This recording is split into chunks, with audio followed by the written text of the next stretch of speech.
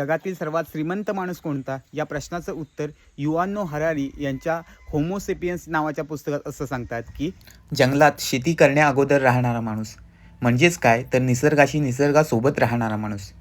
आणि म्हणूनच अजूनही आम्हाला कधी मानसिक ताण जाणवला तर आम्ही ट्रेकिंगला जातो, गावाकडे जातो, काही वेळ आपलं मन शेतीत रमवतो. मग पैसे कमवायचे नाहीत का? बघा, पैसा कमवणे हे आपले साधन आहे, साध्य नाही. साध्य काय आहे तर आनंदी आणि सुखी आयुष्य जगणं. हे उत्तर तुम्हाला अनेक फिलॉसॉफी वाचल्यानंतर देखील लक्षात येईल. जपानमध्ये सुद्धा कधीही तुम्हाला मानसिक त्राण झाला तर जंगलामध्ये राहण्याची ट्रीटमेंट दिली जाते.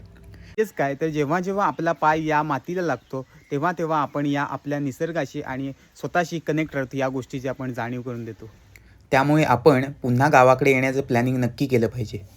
कदाचित लवकर जमणार नाही, पण येत्या 5 वर्षामध्ये आपण गावाला येऊन शेती करू शकतो का? एखादा छोटा मोठा व्यवसाय करून गावाला राहू शकतो का?